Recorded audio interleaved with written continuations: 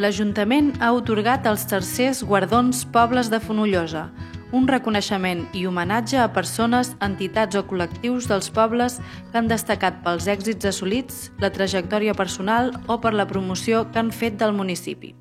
Els premiats per l'anualitat 2021-2022 són Guardó Cultura pel Pessebre Vivent del Bages, Guardó Esport pel Club Esportiu Fonollosa,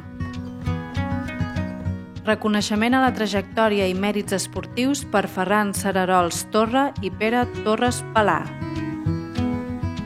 Guardó d'honor per Dolors Guitar i Ballonga.